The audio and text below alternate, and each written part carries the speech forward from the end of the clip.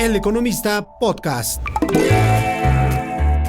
Hola, ¿qué tal? Bienvenidos y bienvenidas a Coffee Break, un podcast de Capital Humano y El Economista, donde hablaremos de todo lo relacionado con el mundo del trabajo, el desarrollo de carrera y la política laboral en México y el mundo. El Coffee Break. Hola, ¿qué tal? Bienvenidos, bienvenidas a esta nueva entrega del Coffee Break. Mi nombre es Felipe Morales Fredes y estoy como siempre aquí junto a Gerardo Hernández. ¿Qué tal, Felipe? Qué gusto. Hoy tenemos un programa muy especial porque estamos solos. Sí, hoy especial porque pues cerramos la temporada y estamos compartiendo parte de las reflexiones que nos dejaron pues las conversaciones, las interesantes conversaciones que tuvimos a lo largo de esta primera etapa de esta aventura en audio. Exactamente. Sí. Y muchas lecciones que nos deja, ¿no? Esta primera temporada. O sea, platicamos en general de todo prácticamente. Incluso cosas que no tienen que ver con el trabajo, pero así se fue dando la conversación. Pero temas muy interesantes. Estuvimos platicando salud mental, futuro del trabajo, gestión de talento, temas de cultura organizacional, de carrera, en fin, una infinidad de cosas, ¿no? O sea, creo que, y algo que caracterizó mucho este espacio, pues fue que las risas no faltaron, ¿no? Y hasta hoy que nos despedimos. Sí, o sea, la verdad es que fue muy grato incluso para nosotros, pues todo este bagaje de lecciones que nos dejó el hecho de poder estar hablando de diferentes aristas del mundo del trabajo y poder pues estar al día con las tendencias, pero también con las preocupaciones que hay en torno al mundo laboral. Sí. Así que pues una grata experiencia, ¿no? Definitivamente. Y nos animamos porque al principio estábamos haciéndolo quincenal, ¿no? Sí, terminamos cada semana. Y bueno, la gente acompañándonos, ustedes desde casa, desde la oficina, donde nos escuchen. Sí. Muchas gracias. Oye, yo sé que lo dijimos una vez en uno de los episodios que tuvimos, pero a ver, cuéntanos cuál fue tu primer empleo. ¿Mi primer empleo? ¿El mío como tal? El tuyo. No, pues empecé afortunadamente como reportero, bueno, más o menos a los 16 años, algo así como el trabajo infantil. No, empecé a los 16 reporteando en Tabasco, de allá soy, no se escucha el acento, pero sí, se los garantizo. Y así comencé, 16 años a escribir, hacía notas del día, notas pues de digamos urbanas, ¿no? De noticias urbanas. Y ya después pues, estudié la carrera. Por áreas de destino llegué a la Ciudad de México. Acá me quedé. ya no regresé a mi pueblo. Y pues ya, hasta aquí andamos. Sí, ¿no? Haciendo la carrera. ¿Tú cómo iniciaste? Yo también inicié un poquito no tan joven como tú. No tan niño. Pero sí también inicié en el periodismo directamente. Aquí en El Economista fue mi primer trabajo. Estaba yo todavía estudiando en la universidad y se abrió la oportunidad de empezar como en un programa de becarios que había aquí. Y ahí empecé. Hacía... Wow. Me acuerdo en ese tiempo se tomaba los adelantos de los reporteros. Entonces tomaba adelantos. Creo que algo ocurrió en ese momento que me hizo como tomarle interés a temas legislativos porque salía una columna en la página 2 en aquel entonces, en la página 2 del periódico, que se llamaba Lo Oficial a Diario y había que hacer el resumen del diario oficial. Entonces me tenía que leer los decretos y ver, pues que era como... Esas lecturas bien bonitas, ¿no? Y era como pues un resumen de un parrafito de lo más relevante de cada decreto. Bueno, de los decretos más relevantes, o sea, se hacía una síntesis, ¿no? Y creo que fue como mi primera aproximación a los temas legislativos y pues de ahí empecé, después cubrí el Congreso. Entonces, y ya después me fui a la fuente financiera. Pero sí, empecé aquí, así que ya hace más de 2 décadas atrás. Para los que no saben, Felipe es algo así como un trabajador boomerang en El Economista, ¿no? Sí. Pero sí, así que así, sí, una grata experiencia. Qué padre. Además, sí. Y ahorita que lo mencionas esta pregunta, y los invitamos a que escuchen todos los episodios de la primera temporada y que escuchen la siguiente temporada. que nos estamos despidiendo, así es una pausa. Pero justo eso nos caracterizó mucho en las conversaciones. O sea, abordar el primer empleo de los invitados y nos permitió conocerlos. Sí, fue una dinámica bien interesante porque pudimos conocer pues su inicio en el mundo laboral, ya sea formal o informal, y eso nos permitió incluso a nosotros mismos conocerlos más y tener una mejor dinámica con ellos. Así que sí, escúchenlos y no tiene pierde.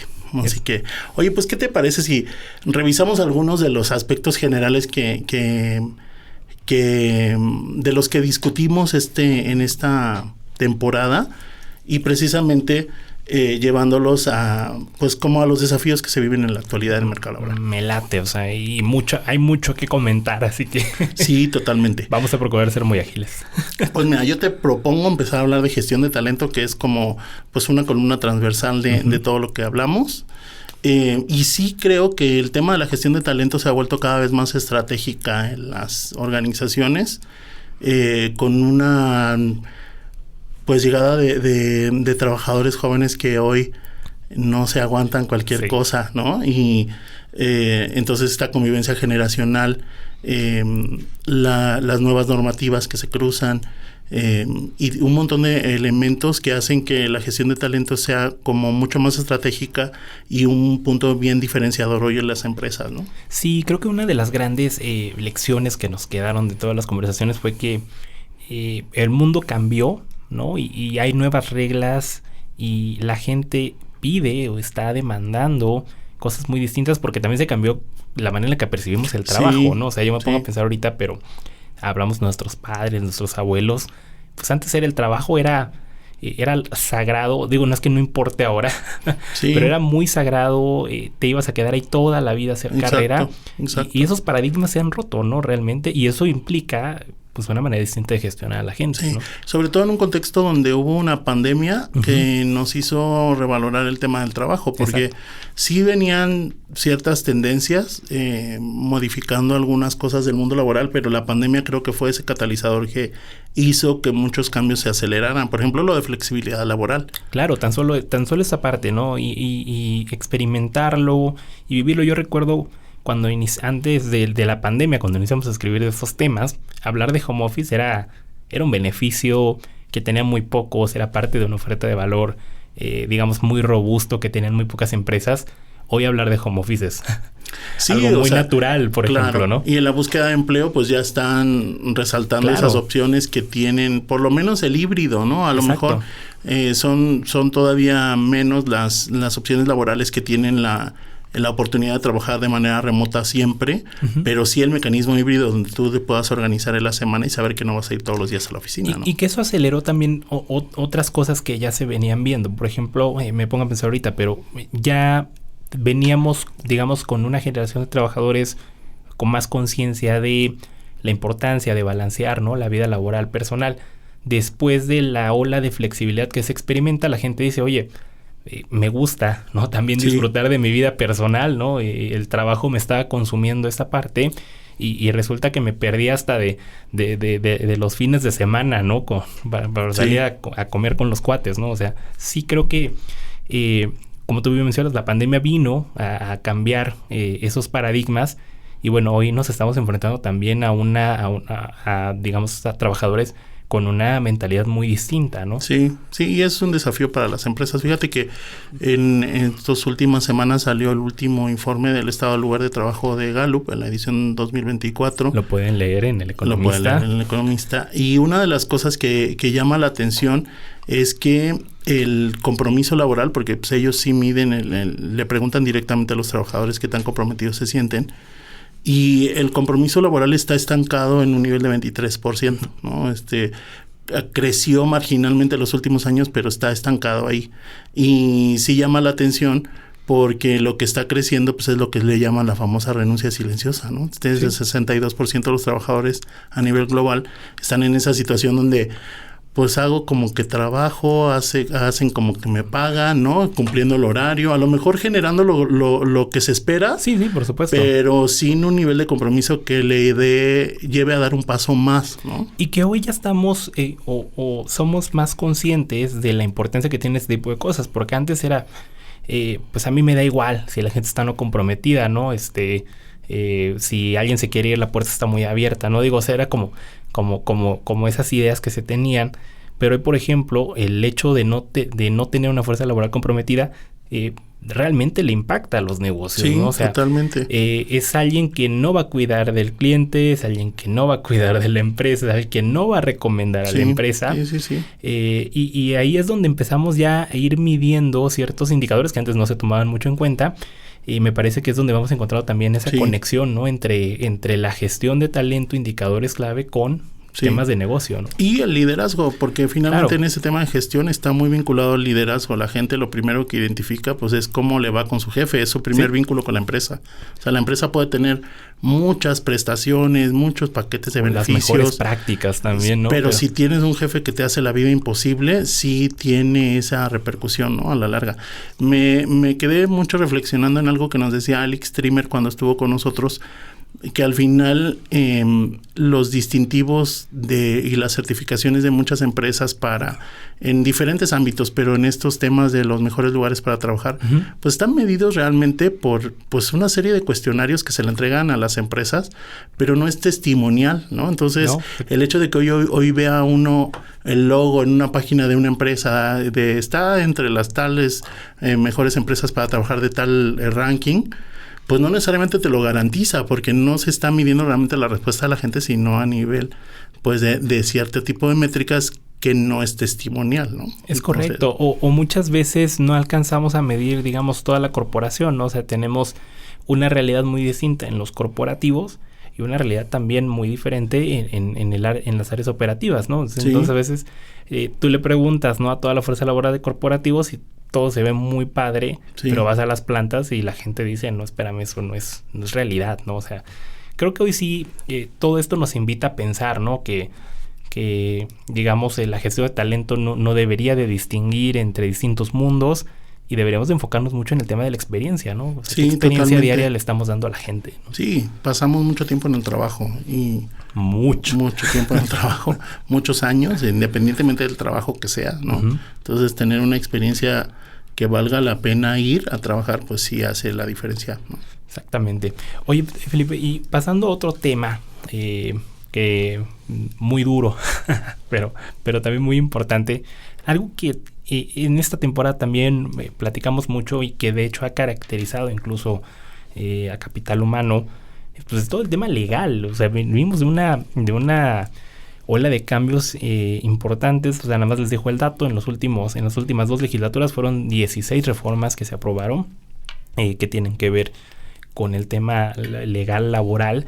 Y bueno, esto nos pone en el contexto de cambios más fuerte desde que se promulgó la Ley Federal del Trabajo, ¿no? O sea, venimos de ese contexto y ya tú lo mencionabas hace rato, pero eso también ha movido muchas otras cosas, ¿no? Sí, no, finalmente es un tema que tiene muchas aristas porque ha habido grandes cantidades de cambios que las empresas, pues los mismos decían, ¿no? Oye, viene una y luego viene otra y luego viene otra.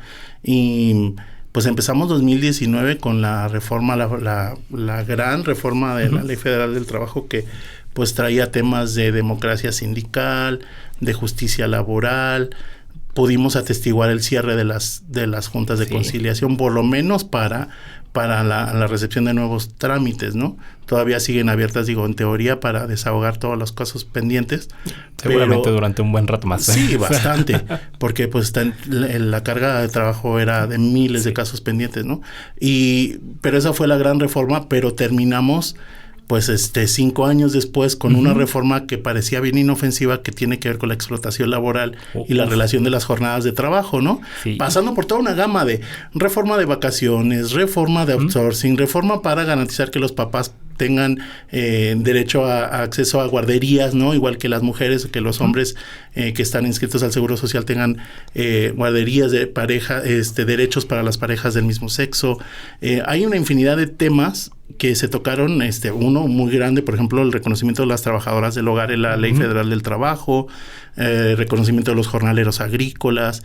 Sí hay una cantidad de temas, o sea, el abanico es súper amplio, pero fue una constante, ¿no? El tema de las reformas en este sexenio. Sí, y justo lo que nos mencionaban los especialistas es, o sea, el derecho laboral no era tan atractivo, ¿no? Antes de todas estas reformas, hoy ha tomado muchísimo peso y sobre todo con un enfoque preventivo, ¿no? Porque también me parece que hoy la legislación y muchos de los cambios que se han hecho han venido también a recordarle hasta cierto punto al sector empresarial, oye, espérame, creo que las reglas no eran tan buenas, ¿no? Sí. Y hay que hacer algo. Y ahorita me quedé pensando en esta reforma, ¿no? De explotación laboral, pues pareciera, como tú dices, inofensiva, pero causó muchísimo ruido. Sí. Porque realmente sí tenemos un problema estructural con el tiempo de trabajo en México, ¿no? Sí, o sea, lo que decían mucho los abogados cuando los consultamos sobre ese tema era, pues la realidad que tenemos hoy en día es que la gente sí está trabajando más de lo que debe y ese no es tanto el problema, es pues que no se le están pagando esas horas, ¿no? Exacto. Y volvemos un poquito a lo mejor y digamos, vinculándolo con el tema de gestión de talento, pero nos invita también a reflexionar mucho, como tú dices, Felipe, en los líderes, porque tú puedes tener por contrato de trabajo que la gente no va a exceder el límite legal, si lo excede se le va a pagar horas extras, pero puedes tener un jefe que le vale un comino, ¿no? Sí, totalmente. Y le dice al trabajador, pues a mí no me importa, a mí entrégame el reporte o te asigno más trabajo cuando ya sé que estás a punto de acabar, ¿no? O sea, y ese tipo de prácticas al final hoy sí generan que mucha gente esté realmente elaborando más tiempo, como tú dices, no compensado. Viene una reforma que lo tipifica como explotación laboral y vaya, ardió Troya, ¿no? No, y el asunto es que, pues como nos lo decían Sofía Gómez y Alfredo Kupfer en uno de nuestros episodios, que pues finalmente sí se ve que en el horizonte viene la reforma de las 40 horas semanales, ¿no? Entonces es como estamos ahí logrando apenas a raya cumplir los 48 horas semanales y viene una reducción a 40. Claro. Entonces sí, el desafío no es sencillo en materia legislativa, ¿no? Sí. Y ellos mismos nos decían, las reformas van a seguir, ¿no?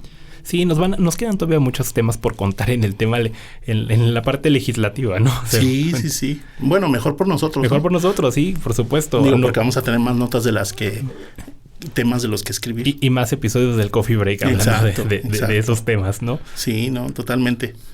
Oye, y también nos decía algo interesante que tuvimos esta temporada fue pues esa plática sobre los derechos laborales más vulnerados, ¿no? Claro. Sí, con Carlos Ferrán nos platicaba de, o sea, a veces aspectos muy básicos, ¿no? Creo que de pronto estamos pensando en cosas que son muy buenas, pero a lo mejor un poco lejanas. Ahorita se me viene a la mente pensar en una jornada laboral de 4 días, ¿no? Por ejemplo. Sí, claro.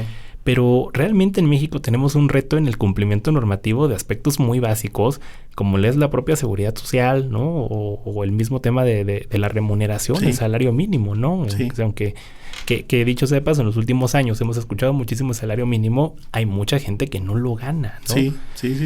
Y creo que un reto, me parece, Felipe, no sé si estés de acuerdo en esa parte, pero, o sea, sí tenemos una población muy alta en la informalidad, pero también la otra realidad es que me parece que en México no tenemos una cultura de emprendimiento que esté alineada con el tema de derechos laborales, ¿no? O sea, se nos dice mucho, oye, pon un negocio, haz esto, y nadie nos dice, oye, pero cuando tengas trabajadores, pues tienes una responsabilidad con ellos.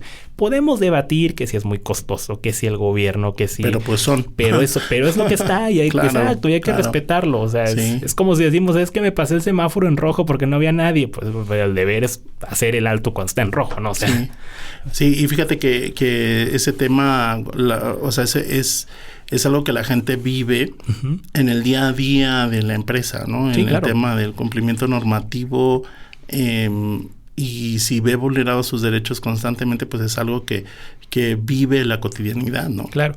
Y también pensando un poco, digo, más allá del tema de, o sea, que deberían de haber más implicaciones, más sanciones en ese sentido, pues también yo creo que como patrones no puedes esperar tú mucho de la gente cuando ni siquiera estás cumpliendo con lo básico, ¿no? O sea, ¿con qué cara le pides a la gente que te apoye? ¿Con qué cara le pides a la gente que se esfuerce?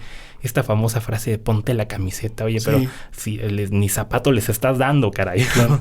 No, y qué bueno que lo tocas porque al siguiente tema o gran tema que yo lo quería llevar es el tema de cultura organizacional. Ya me enojé, vamos a la cultura organizacional. Porque finalmente eso es parte de la cultura, Claro, ¿no? Exactamente. Sí. O sea, el incumplimiento se puede volver parte de la cultura, claro, y la gente aprende, bueno, no se puede, es parte, ¿no? El cumplimiento normativo de las empresas es parte de la cultura de la empresa e impacta directamente en la gestión del talento y en la forma en la que los empleados perciben, ¿no? El respeto hacia sus derechos elementales. Me hiciste recordar ahí lo que nos decía Rogelio Salcedo, de que todas las empresas tienen una cultura, Sí, ¿no? sí. Algunas son culturas muy tóxicas y otras son culturas muy sanas, ¿no? Sí. Pero al final de cuentas sí, es reflejo de eso, las prácticas, ¿no? Sí. La manera en la que el empleador trata a su gente, en la que los líderes tratan a su gente, cómo se comportan los líderes, pues tiene mucho que ver en la cultura organizacional que vivimos, que es al final también lo que nos deja, digamos, el día a día de nuestro trabajo. O sea, yo me pongo a pensar, pero tú estás en estos momentos, tú que me estás escuchando, tú llegas a tu casa cansado, sin ganas de ir mañana al trabajo, ¿no? Porque tuviste un pésimo ambiente, pues eso es parte de la cultura que estás viviendo todos los días, ¿no? Y te lleva en algún momento a un desgaste, a un agotamiento, ¿no? Pero volvemos al punto, es una cultura organizacional que existe, pero simplemente es tóxica, ¿no? Sí, y en lo interesante, porque ahora que mencionabas a Rogelio Salcedo, algo que una de las cosas que decía él es que ese tema se le ha relegado mucho a recursos humanos, ¿no? Claro, y digo relegado porque ni siquiera es delegado, es relegado. O sea, es como, pues los temas de cultura los tienen que ver recursos humanos. Y él nos hacía ver la importancia de verlo como algo integral a toda la organización. O sea, desde la junta directiva, desde el esquema de gobierno que tenga la empresa, ¿no? Del tamaño que sea la empresa, porque pensamos, bueno, junta directiva, pensamos en una empresa grande.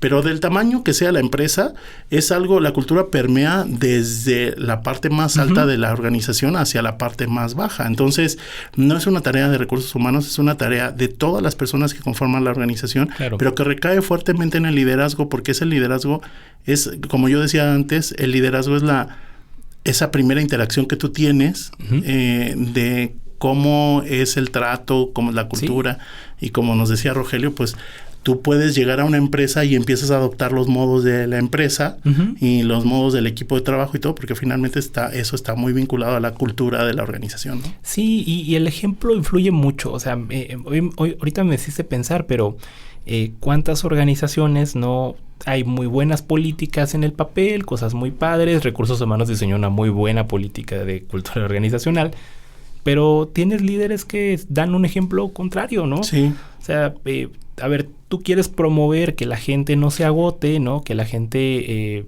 descanse, se desconecte, pero tienes un líder que no lo hace. Tarde o temprano la gente va a hacer lo mismo, porque ese es el ejemplo que le está dando el liderazgo, ¿no? O sea, entonces, sí creo que hay una digamos, tenemos que concebir la cultura organizacional también como ese tema de prácticas y ejemplos que estamos dando, ¿no? Sí, al final es todos los entes o los grupos a los que pertenecemos tienen una cultura y las empresas no son ajenas a eso. Hay una cifra que nos decía Rogelio Salcedo que a mí me gustaría destacar. Por ejemplo, él decía, de acuerdo a diferentes estudios, ¿no? que se han hecho sobre el tema, que el 30% casi del valor de una compañía está asociado a la cultura organizacional, por ejemplo, ¿no? O empresas que tienen una cultura mucho más fuerte, o sea, intencionalmente fuerte, pueden crecer 5 veces más que las que no tienen una cultura fuerte, ¿no? O los ingresos y las ventas pueden crecer también 2.5 veces más, ¿no? Son datos generales, pero que nos hablan de la importancia y de del papel tan clave que cumple una cultura organizacional intencional y sólida, ¿no? Y tiene mucho sentido porque podemos tener una cultura, por ejemplo, que inhibe la innovación, ¿no? O sea, tú no le permites a la gente innovar, quieres que aquí vienes a hacer lo que se está te indica, establecido. Exactamente, y cualquier cosa, pues hay un buzón de sugerencias que en algún, si bien nos va, se abrirá de aquí al siguiente año, ¿no? O sea, y cómo vamos a querer competir en un mercado que cada vez nos exige innovar, ¿no? Sí, totalmente. Y fíjate que esas culturas tóxicas, como decías hace un rato, está súper comprobado que influye mucho en el burnout, ¿no? O sea, al final el hecho de trabajar en un ambiente laboral tóxico que pues involucra un montón de cosas, ¿no? Poca capacidad para detectar cuáles son las responsabilidades que tienes, ¿no? El poco dominio que puedes tener para autogestionarte, porque entonces todo te lo tienen que decir tal como lo tienes que hacer. Las malas relaciones, los malos liderazgos, las malas relaciones, la violencia laboral y un sinfín de características que tienen esos ambientes tóxicos influyen en el burnout, que es un tema pues que nos ha tenido hablando específicamente de salud mental durante mucho tiempo, precisamente por ese desgaste que genera a las personas el trabajar en un ambiente de trabajo tóxico, ¿no? Sí, exactamente, y que hoy podríamos también poner en perspectiva esa parte. O sea, no es que el estrés laboral sea nuevo, ¿no? O sea, siempre ha existido. Sí, simplemente de un tiempo. Y es necesario. Y es necesario, sí. Sí, muchos nos dicen, ¿no? Es que no puedes vivir sin estrés. Bueno, sí, o sea, pero hay un estrés con el que de plano sí no puedes estar. Sí, claro. O sea, cuando te incapacita, cuando de plano no te permite ver las cosas, cuando se convierte en algo súper habitual, me parece que ahí es donde estamos hablando de un problema. Sí, porque el punto es cuando se vuelve algo crónico que no logras manejar. Exactamente. No, como nos decía Juno cuando ella estuvo con nosotros, ¿no? O sea, el problema no es que haya estrés, es que se te sobrepase. Exacto. Y te sobrepase por cosas que podrían ser controlables, como pues el clima laboral, ¿no? Exactamente. Por factores externos a ti. Bueno, eso es la norma 035 que tú has escrito mucho sobre el tema, ¿no? Sí, y que fue un cambio de paradigma y creo que hoy seguimos todavía medio atorados en esa parte.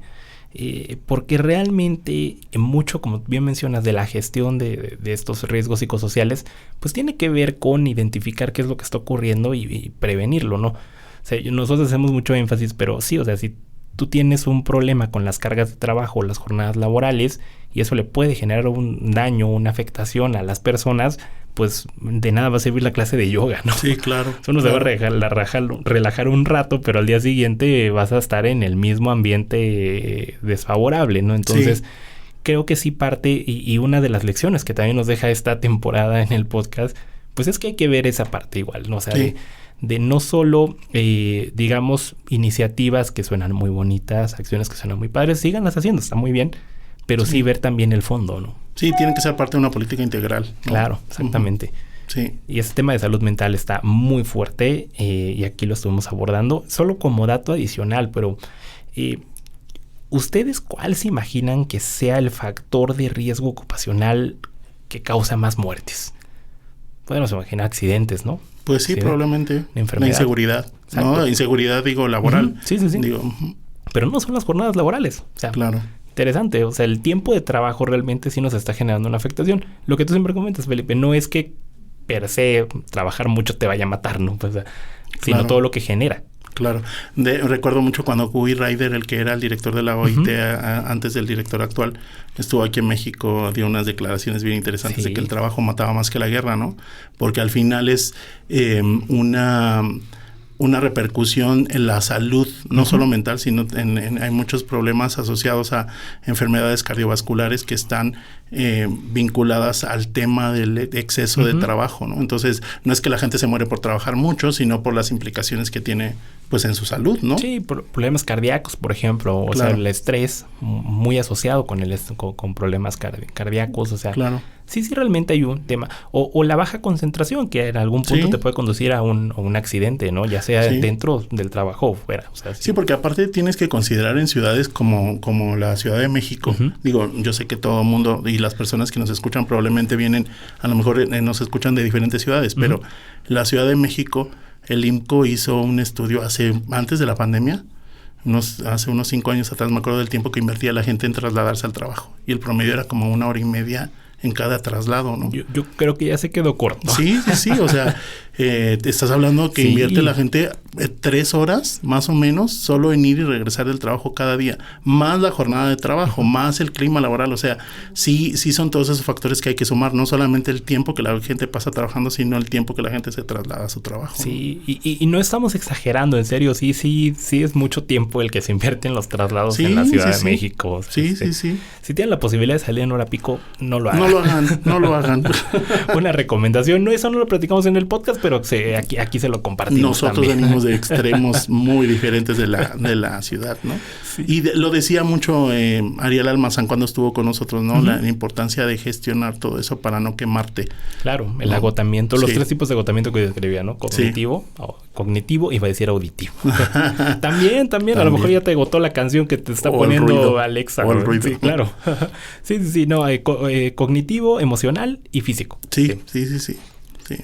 Pero sí, este tema de las emociones en el trabajo, el tema de la salud mental que implica, todo está relacionado al final del día con la productividad y el compromiso laboral, ¿no? Y creo que sí son temas en los que afortunadamente hoy hay mucha más conciencia. Tal vez nos ha faltado un poco más ir a la práctica. La pandemia nuevamente fue uno de los catalizadores para acelerar el interés por esos temas. Digo, yo creo que estábamos todos con algún tipo de trastorno mental en la época más álgida de la pandemia por el simple hecho de no poder salir de nuestra casa, ¿no? Entonces nos hizo más sensibles a esos temas, y lo pues que hay que cuidar es que no se acabe ese ímpetu por hablar y escribir de estos temas, ¿no? Sí, al menos ya lo estamos hablando, se está hablando más, ¿no? Y ya se está quitando también el estigma, porque hay muchos estudios, ¿no? De gente que incluso para tomarse un respiro, ¿no? Cuando ya está agotada, pues tiene que inventarse cualquier otra cosa cuando realmente el problema es más mental, ¿no? Sí. Oigan, y yo sé que ustedes dicen, oye, ¿estos cómo pueden pasar de un tema a otro tan rápido? Así como cambian hablamos, de playlist ustedes, así también. O sea, en la vida cotidiana así también conversamos, porque llevamos un hilo de pensamiento, llevamos que nos permite saltar de un tema a otro, pero esto es intencional, ¿no? Si vemos una mosca pasar, empezamos a hablar de la mosca, literalmente. No, pero sí, es intencional. Empezamos hablando de gestión de talento, luego nos pasamos al tema legal, después nos pasamos al tema de cultura y aterrizamos en salud mental.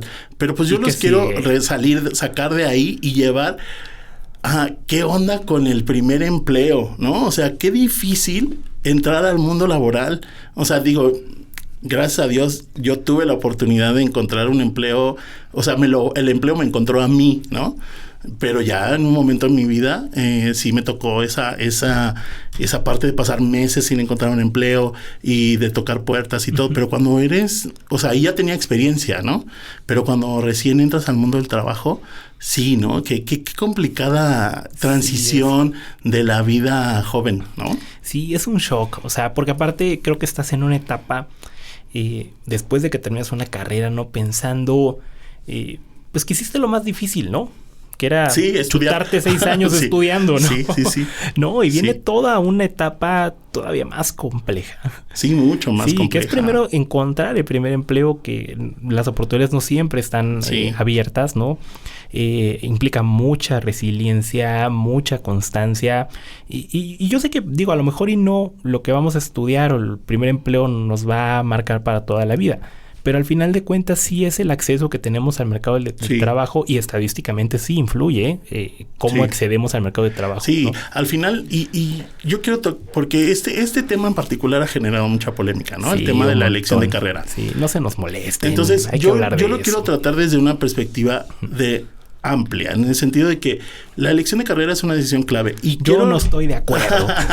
No, o sea, es una decisión clave, ya sea cuando escoges un plan de estudios o cuando escoges a qué te vas a dedicar ya en la vida práctica, ¿no? Porque cuando sacamos el episodio sobre elección de carrera, pues se generó mucho problema de no está tan complicado el tema, no debería ser no es tan estratégico, no importa. Pero sí importa. Entonces, porque finalmente si estudiaste 4 años una carrera que ni siquiera te gustaba, ¿no? Claro. Por presión de los demás, y te vas a terminar dedicando a otra cosa, pues que es muy respetable. A lo mejor pudiste haber dedicado esos mismos 4 años a estudiar otra cosa que te perfilara a eso, ¿no? Te hubieses ahorrado un rato también. Entonces, la elección de carrera sí es clave, ya sea cuando, como decías, cuando estás escogiendo tus estudios profesionales o técnicos, o cuando le quieres dar un cambio a tu carrera. Claro. Hay gente que dice, oye, pues veo oportunidad, tengo habilidades a lo mejor para programar, yo soy maestro de música y me doy cuenta que tengo habilidades para todo lo técnico, y hoy que los puestos digitales y tecnológicos pues, son tan demandados, es válido ese cambio de carrera. Entonces, pero sí es una decisión clave, ¿no? Sí, totalmente. Y nos ayuda mucho a estar conscientes también del mercado laboral que nos vamos a enfrentar. Insistimos, a lo mejor no te vas a terminar dedicando a otra cosa, Pero también si tienes ese sueño, pues qué importante que sepas cómo está y qué implica para ti moverte en esa industria, en ese campo, ¿no? O sea, a lo mejor y estás estudiando una de las carreras que están más saturadas. Y sí, el hecho de que a lo mejor estudiaste Derecho y bueno, el día de mañana vas a acabar haciendo otra cosa. Pero si a ti te gusta ejercer esa carrera, pues a lo mejor y puedes hacerlo, pero simplemente tienes que desarrollar nuevas habilidades, tienes que estar aprendiendo, certificándote, ¿no? O sea, pero sí es bueno saberlo, ¿no? O sea, también es una manera de enfrentarnos a un mercado laboral con información y tomar decisiones claves, ¿no? Y tomar el control de tu carrera. Claro, ¿no? Exactamente. Y un aspecto muy importante de lo que acabas de decir es el desarrollo de habilidades, ¿no? O sea, creo que hoy en día, si siempre la educación o la formación continua fue importante, hoy en día es mucho más importante, ¿no? O sea, incluso nosotros mismos como periodistas, pues tenemos que estar buscando constantemente actualizarnos, no solamente en cosas tecnológicas, sino en muchas cosas que están cambiando a nuestro alrededor y que una actualizada no nos hace mal, ¿no? La ley federal del trabajo, por ejemplo. Totalmente. Pero hay muchos empleos donde las personas, sus habilidades están quedando desactualizadas, ¿no? Y obsoletas. Y sí el desafío de actualizarte y aprender a usar las tecnologías, ¿no? Hoy el que aprenda a usar o que domine mucho, por ejemplo, ChatGPT, pues es una herramienta que cada vez va a ser más utilizada. Entonces, el que lo sepa utilizar, cómo crear los famosos prompts, que son las instrucciones que tú le das a la inteligencia artificial. O sea, todo ese dominio de nuevas tecnologías, pues sí va a ayudar y te va a abrir camino, ¿no? Y abres la pauta para un gran tema que platicamos a lo largo de la temporada, pero el tema de la inteligencia artificial generativa, ¿no? Voy a abrir con un dato porque me gustan mucho los datos. Felipe me enseñó a amar los datos. Y mire que estudié periodismo porque no había matemáticas. Oye, pero abro un paréntesis para que la gente que nos está escuchando y como que está tan perdida dice, esto es como, ahora vamos a empezar a hablar de futuro del trabajo. Vamos a hablar de futuro del trabajo, así es. Y con ese tema, el dato detrás del dato. Fíjate que hay una estimación del Fondo Monetario Internacional que básicamente dice que el 40% de las actividades en el mundo van a tener un impacto con la inteligencia artificial. Pero llama mucho la atención algo. En economías más avanzadas, donde la mano de obra es más calificada, la proporción aumenta. No sé, entonces sí vino la inteligencia artificial a romper un paradigma que teníamos cuando hablamos de futuro del trabajo. Antes de que apareciera la inteligencia artificial generativa, realmente hablar de futuro del trabajo era automatización de tareas rutinarias. Sí, ¿no? Maquiladoras, y muchas tareas rutinarias. Hoy tenemos que grabar podcast porque ya una inteligencia artificial puede hacer las notas, pues ¿no? Sí. No es que eso ocurra. No, todavía no ocurre y sí hacemos la doble chamba. Sí, lo hacemos y leemos y nosotros escribimos, pero o sea, nos obliga a reinventarnos. Sí, totalmente. En actividades que hace algunos años podríamos decir, yo estoy a salvo, mi actividad es creativa, a mí no me va a venir a sustituir un robot, ¿no? Sí. No, y es como, es algo mucho más cercano, ¿no? O sea, yo recuerdo que, creo que en algún momento conté esa historia, pero una prima estaba haciendo, pues ella no sabía programar, tenía ciertas nociones y le pidió ayuda a ChatGPT para que le ayudara a programar algo. No desconozco un poco esos temas, pero sí me contó la historia, ¿no? Y entonces al final tenía algunos errores al ejecutar lo que ella había programado, entonces ella en sus pocas nociones pues pudo darse cuenta de qué era, los corrigió, de hecho le dijo a ChatGPT, oye, pues está mal esa parte, y entonces hasta ChatGPT le dio las gracias y jaló, ¿no? Lo que ella estaba programando. Entonces sí es como bien interesante porque te permite potencializar tus mismas habilidades, el hecho de tener a alguien al lado, pero tienes que saber usarlo. O sea, tienes que esa inteligencia está ahí, pero decía Nelly Acosta, una gran amiga y colaboradora también ahora de El Economista en temas de inteligencia artificial, dice, o sea, pero sí necesita la inteligencia artificial, sobre todo ChatGPT, pues un humano que sepa darle las instrucciones, claro. Y ahí va a estar la diferencia. Sí, por supuesto. Y aquí también se ha generado mucha polémica con los contadores, que los Tampoco queremos, problema con ellos. muchos, no tenemos problemas con los contadores. Saludos a mi contadora. Saludos a nuestra contadora que nos tiene muy bien ahí con el tema fiscal. No, pero, o sea, realmente esta parte, o sea, sí es cierto, hay actividades que probablemente la inteligencia artificial va a llegar a hacer y no tenemos que pelearnos con eso, o sea, más bien ver cómo la aprovechamos. O sea, al final yo me pongo a pensar ahorita, pero si ahorita en estos momentos tenemos un trabajo que la inteligencia artificial podría absorber algunas tareas, nos libera a lo mejor y de las cosas más repetitivas, más rutinarias que pueden llegar a ser cansadas, caer en esta rutina que ya es lo mismo que tienes que hacer todos los días. Sí. Y si eso lo puede hacer la tecnología y tú dedicarte a otras cosas más creativas, más de, por ejemplo, en la industria legal, ¿no? O sea, me pongo a pensar ahorita, alguien que te resuma la sentencia, una IA que te resuma la sentencia y tú te dedicas al tema estratégico, ¿no? Sí, nos decía Paco Briseño, ¿no? En ese tema, o sea, la ventaja que le puedes sacar a alguien, o sea, una inteligencia artificial que te analice cientos o miles de expedientes para tratar de encontrar información que te sirva en un juicio, ¿no? En un caso que estás siguiendo legalmente. Fernando Amíguez nos decía, ¿te acuerdas que le pidió a ChatGPT que le analizara unos contratos que ya tenía y le sacó pues, un resumen y todo? Entonces esa se vuelve mucho más práctico y creo que es una oportunidad de sacarle provecho, pero sí hay que aprender a estar codo a codo, ¿no? Exacto. Y me parece que vamos a tener todavía retos, o sea, sí mucho en los dilemas éticos, en cómo la usamos, en para qué la usamos, ¿no? O sea, porque sí tuvimos, ¿no? Yo hago mucha referencia a eso, a mí sí me traumó la huelga de Hollywood, pero, o sea, sí, creo que al final eso son de los retos que sí vamos a tener con el uso de inteligencia artificial, ¿no? O sea, hasta qué punto estamos vulnerando derechos, hasta qué punto estamos haciendo algo ético o no lo estamos haciendo. Pero de que es un tema que ya está ahí, cambió el paradigma de la automatización. Sí.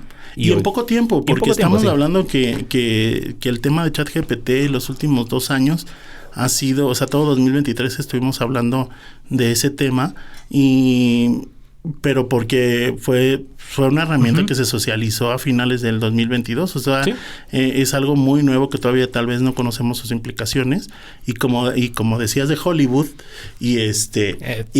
sabía que tenía que venir la referencia, tenía que hacer mi referencia, ¿no? O sea, a mí era como es como medio surreal porque pues acababan de estrenar este episodio de Black Mirror donde sale Salma Hayek, que ellos, digo, pues voy a hacer un spoiler, pero ahí va un spoiler alert, pero ella al final pues descubre que ella es ella es la representación, ¿no? No es la actriz haciendo el papel, sino es la representación de ella porque pues obviamente está relacionada con la inteligencia artificial, ¿no? Revisarlos, sí, y entonces semanas después o días después tenemos la huelga de los actores en Hollywood precisamente porque una de las, o sea, entre varias demandas por el tema estaba el punto de la inteligencia artificial para el uso de sus imágenes, ¿no? Sí, claro. Entonces fue como literalmente fue sacado de la pantalla y estábamos viendo en Black Mirror, que pues es una serie que se ha caracterizado por tratar temas medios distópicos y traerlos a la realidad y ver a Fran Drescher, conocida por su personaje La Niñera como líder del sindicato de actores, peleando ese tema, sí fue súper surreal. Sí, creo que de esas escenas que no nos imaginábamos. Sí, no, totalmente. Y que al final el uso de una tecnología muy nueva que rompe paradigmas nos puso en esa conversación, ¿no? Que no lo habíamos visto, ¿no? Exactamente.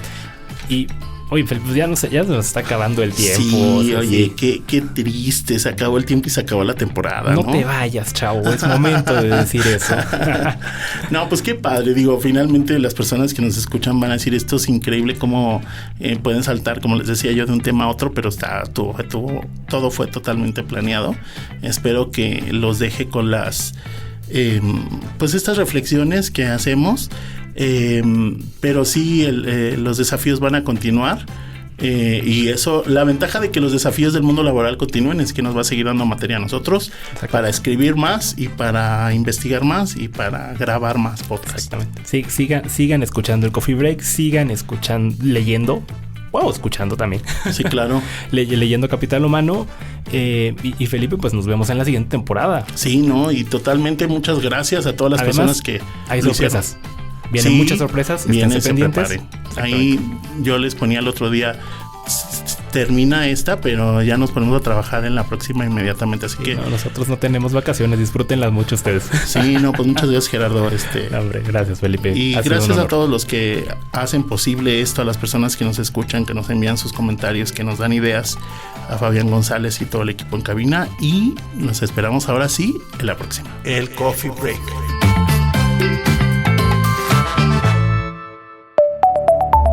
El Economista Podcast.